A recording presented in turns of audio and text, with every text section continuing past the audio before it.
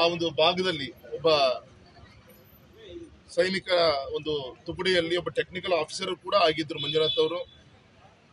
ಪ್ಯಾರಾಚೂಟಿಂಗ್ training ಅನ್ನ ಕೊಡುವಂತದ್ದು ಸಂದರ್ಭದಲ್ಲಿ flight ಇಂದ ಸುಮಾರು 11 ಜನ ಸೈನಿಕರನ್ನ ಅವ್ರಿಗೆ ಟ್ರೈನಿಂಗ್ ಅನ್ನ ಕೊಟ್ಟು ಸ್ವತಃ ಅವರು ಪ್ಯಾರಾಚೂಟ್ ಅಲ್ಲಿ ಇಳಿಬೇಕಾದಾಗ ಪ್ಯಾರಾಚೂಟ್ ಓಪನ್ ಆಗದ ರೀತಿಯಲ್ಲಿ ನೇರವಾಗಿ ಅವರು ನೆಲಕ್ಕೆ ಸುಮಾರು 1500 ಅಡಿಯಿಂದ ನೆಲಕ್ಕೆ ಅಪ್ಪಳಿಸಿದಂತ ಒಂದು ಪ್ರತಿಫಲ ಅವರ ಜೀವವನ್ನ ಕಳೆದುಕೊಂಡಿದೆ ಅಂತ ಕೇಳಿ ಅತ್ಯಂತ ದುಃಖ ಸಂಖ್ಯೆ.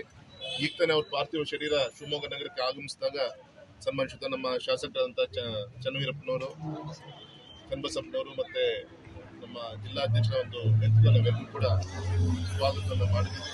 ಮಾತ್ರ ಸಂದರ್ಭ ಹೇಳಲಿಕ್ಕೆ ಇಚ್ಛೆ ಪಡ್ತೇನೆ, ಈ ತರ ಸೈನಿಕರ ಒಂದು ನಾಳೆ ಅನ್ನೋದು ಏನಂತ ಯಾರಿಗೂ ಕೂಡ ಗೊತ್ತಿರಲ್ಲ.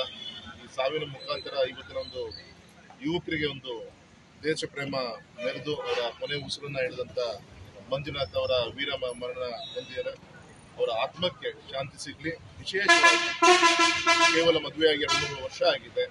ಅಕ್ಕ ತಂಗಿ, ಸಹೋದರರು, ತಂದೆ ತಾಯಿ ಎಲ್ಲ ಇಡೀ ಕುಟುಂಬಕ್ಕೆ ಆ ವೀರಮರಣ ಹೊಂದಂತ ಮಂಜುನಾಥನ ಒಂದು ಸಾವಿನ ಸುದ್ದಿ ತಡ್ಕೊಳ್ಳುವಂತ ಒಂದು ಶಕ್ತಿ ದೇವರವರಿಗೆ ಕೊಡ್ಲಿ. ಇಡೀ ದೇಶ ತಮ್ಮ ಜೊತೆಗೆ ಇದೆ ಅಂತ ನಾನು ಈ ಸಂದರ್ಭದಲ್ಲಿ ಹೇಳಿದ್ದೀನಿ.